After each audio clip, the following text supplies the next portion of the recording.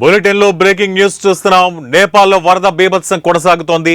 శుక్రవారం నుంచి కురుస్తున్న ఎడతెరిపి లేని వర్షాల కారణంగా తూర్పు మధ్య నేపాల్లో ఆకస్మిక వరదలు పోటెత్తాయి. ఈ వరదలకు రాజధాని కాఠ్మండు సహా 8 జిల్లాల్లో పెద్ద ఎత్తున ఆస్తి ప్రాణ నష్టం సంభవించింది. ఇప్పటి వరకు అందిన సమాచారం ప్రకారం ఈ జల ప్రళయానికి దాదాపు 209 మంది ప్రాణాలు కోల్పోయారు.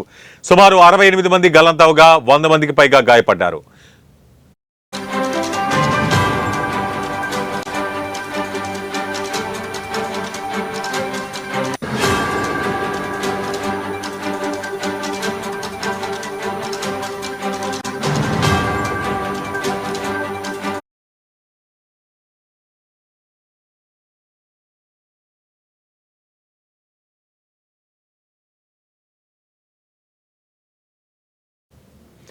ఇక ఈ వరదలకు భారీగా ఆస్తి నష్టం సంభవించినట్లు తెలుస్తోంది.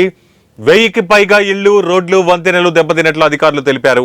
బాగమతి నది ప్రమాద స్థాయిని మించి ప్రవహిస్తోంది. దీంతో సమీపంలోని గ్రామాలు పూర్తిగా నీటమురిగాయి. దేశవ్యాప్తంగా 44 జిల్లాల వరదలు బీభత్సం సృష్టించాయి. పలు చోట్ల కొండచర్యలు విరిగిపట్టడం లాంటి ఘటనలు చోటు చేసుకున్నాయి. ఈ కారణంగా రోడ్లు ధ్వంసమవడంతో 39 జిల్లాల్లో రహదారులను అధికారులు పూర్తిగా మూసివేశారు. వరద ప్రభావిత ప్రాంతాల్లో అధికారులు సహాయక చర్యలు చేపడుతున్నారు.